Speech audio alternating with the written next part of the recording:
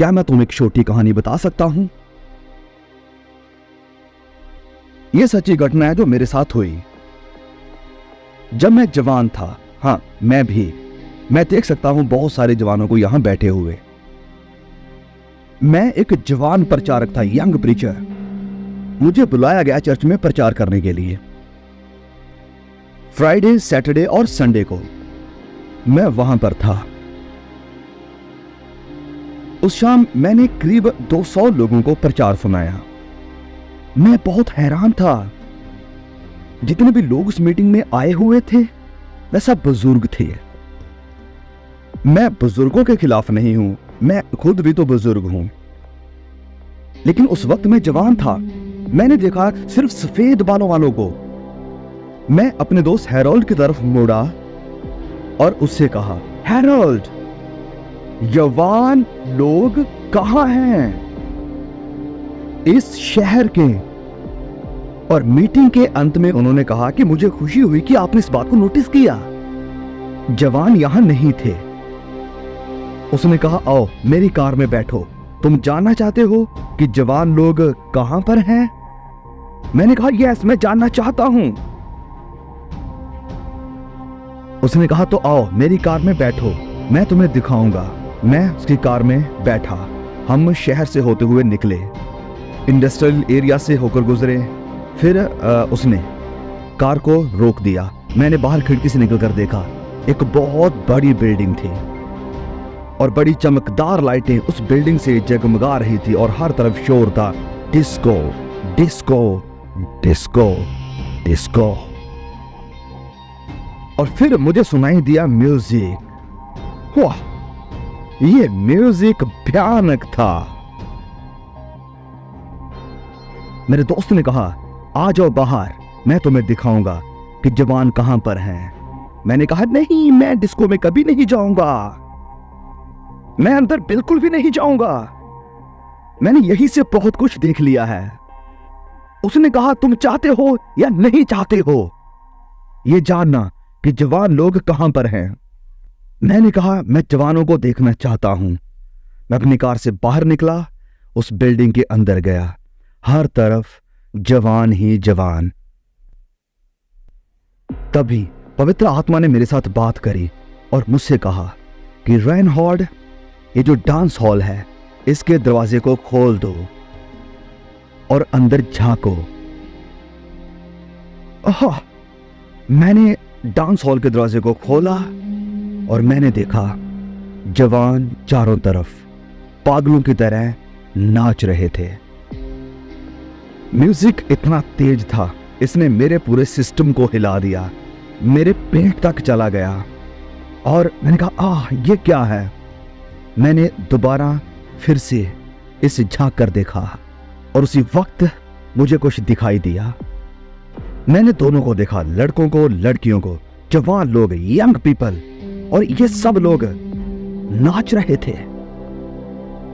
जब मैंने इनके चेहरों पर नजर डाली तो मैंने देखा कि ये किसी चीज की तलाश में है जो कि ये नाच गाना भी नहीं दे पा रहा है।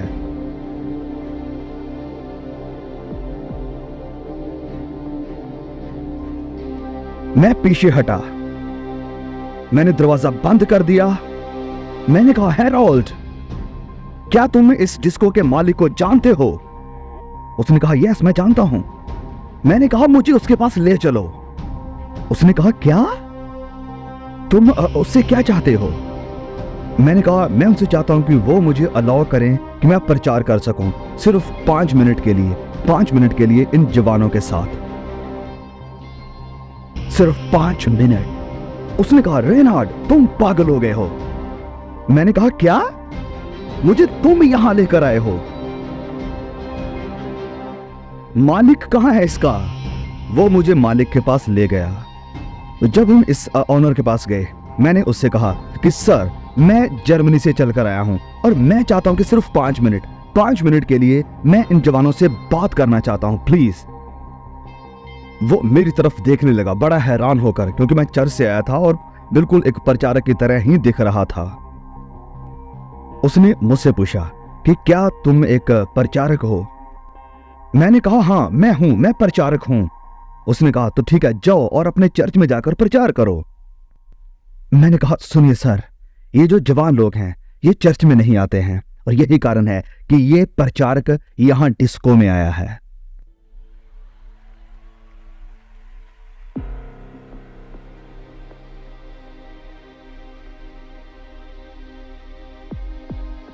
मैंने उनसे कहा प्लीज सर, मैं आपके आगे हाथ जोड़ता हूं, विनती करता हूं, प्लीज कृपया करके मुझे 5 मिनट दे दीजिए प्लीज। उसने कहा मुझे लगता है कि तुम कोई पागल हो, निकलो यहां से, चले जाओ। वो मुड़ के चला गया और उसी वक्त पवित्र आत्मा की आवाज मुझे आई और मुझसे ये कहने लगी, रेनहार्ड, तुम इस ऑनर से वही बात कहो जो तुमने देखी थी उस डांसिंग हॉल के अंदर। मैं तुरंत मुड़ा उस ऑनर की तरफ, उसकी बाजू से पकड़ा और कहा कि सर सिर्फ 1 मिनट, क्या मैं आपसे एक सवाल कर सकता हूं? हाँ बोलो, क्या है? मैंने उनसे कहा कि क्या तुम्हें लगता है कि ये सारे जवान लड़के लड़कियां आप किस डिस्को में आकर वो पाते हैं जो उन्हें उनकी जिंदगियों में चाहिए? उसका चेहरा बदल गया।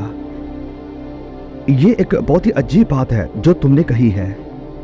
पिछले 1-2 हफ्ते में ही मेरे मन में ये एक दोबारा विचार आया कि ये सारे जवान लड़के लड़कियां जो चाहते अपनी जिंदगी में, वो यहां इन्हें डिस्को में नहीं मिलता है। वाह! मैंने कहा सर प्लीज 5 मिनट। उसने कहा ठीक है, ओके, मैं तुम्हें 5 मिनट देता हूं, लेकिन सिर्फ 5 मिनट, सिर्फ 5 मिनट। कल आना और कल आधी रात के समय में मैं तुम्हें 5 मिनट के लिए माइक दे दूंगा। मैं बहुत खुश था, मैं बहुत खुश था। मेरा मन कर रहा था मैं इसके गले लग जाऊं। मैं बहुत प्रसन्न था। और जैसे ही हम अपनी कार की तरफ बढ़ने लगे, मैं सोचने लगा, ओह मैं कितना मूर्ख हूं, क्यों मैंने सिर्फ 5 मिनट के लिए ही पूछा। मैंने कहा खुदा मुझे मेरी मूर्खता के लिए माफ करें। क्यों मैंने उसके दिमाग में ये 5 मिनट की कहानी डाल दी? ज्यादा समय के लिए मैंने क्यों नहीं पूछा? खुदा की तरफ से कोई जवाब नहीं आया। तभी मैंने प्रार्थना करना शुरू किया और कहा कि हे पिता, तुम 6 दिनों में पूरी दुनिया की रचना कर सकते हो, इसे बना सकते हो, तो 5 मिनटों में पूरी डिस्को को भी बदल सकते हो।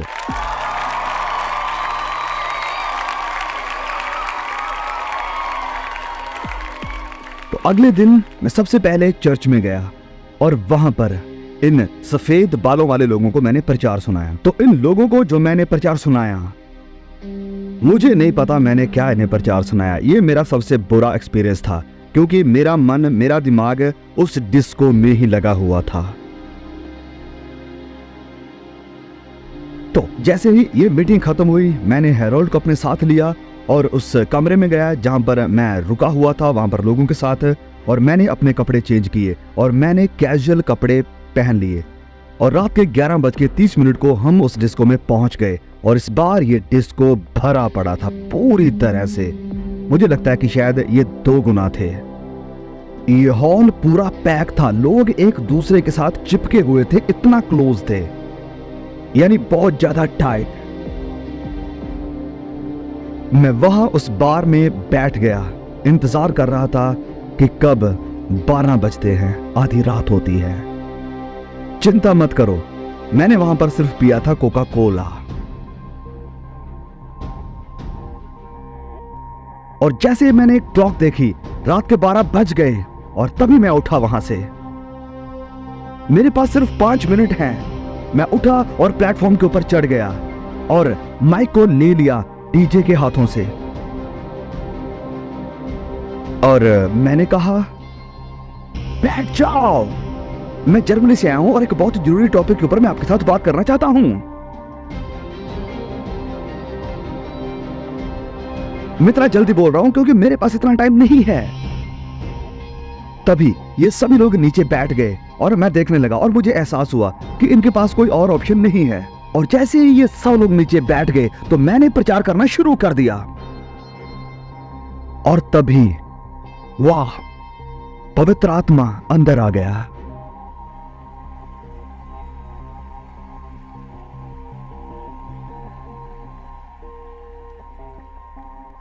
जब मैं बोल रहा हूं, जब मैं प्रचार कर रहा हूं, मैंने देखा कि 1 मिनट गुजर गया।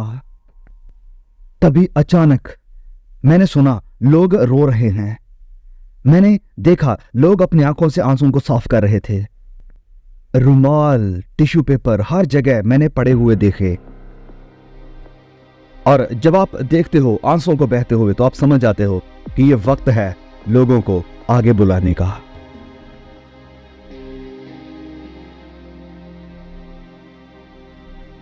मैंने कहा सभी लोग अपने सरों को झुका लें। मैंने कहा आज आप में से कौन इस मसीह यीशु को स्वीकार करना चाहता है, जो आपके लिए कुर्बान हुआ, आपको पापों से बचाने के लिए आया और आपको शुद्ध करने के लिए आया अपने पवित्र लहू के द्वारा।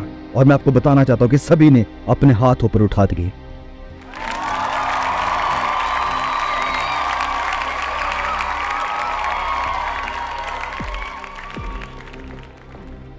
और जब 5 मिनट गुजर गए और जैसे ही मैं निकलकर बाहर आ रहा हूं तो मेरी खुशी का कोई ठिकाना नहीं है। मैं पिता परमेश्वर प्रभु यीशु मसीह की महिमा कर रहा हूं इस अद्भुत चमत्कार के लिए। मेरा तीर बिल्कुल निशाने के ऊपर लगा, मैंने देख लिया। और बताना चाहता हूं कि आपका भी लगेगा एक दिन जरूर। बेस्ट अभी आने वाला था।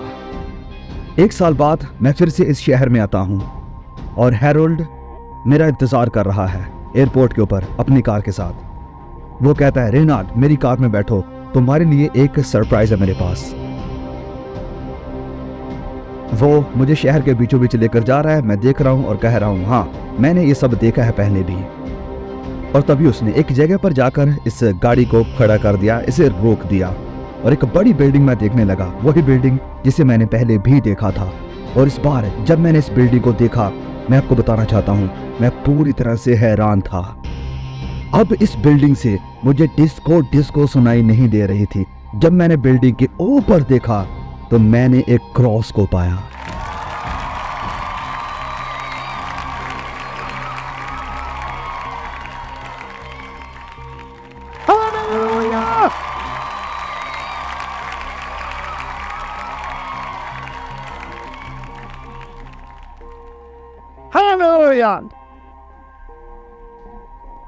हैरोल्ड ने मुझसे कहा कि ये भी अभी बेस्ट नहीं है, अंदर आओ मेरे साथ। और जैसे ही मैं उसके साथ अंदर गया तो वहां पर ये सारे जवान लड़के हैं और ये आकर मुझे कहने लगे, कोई कह रहा है हे तुम्हें याद है मैं यहाँ पर ड्रमर था, हे तुम्हें याद है मैं यहाँ पर लाइटिंग को सेट करने वाला था। उस रात सब कुछ बदल गया। वो डिस्को उसी रात बंद हो गई, तब्दील हो गई। जो जवान थे उन्होंने जिंदगी अपनी खुदा के हवाले कर दी। पास्टर आया, उन्हें इन सब को बैप्टाइज किया, इन्हें बपतिस्मा दिया। क्या ये अद्भुत नहीं है?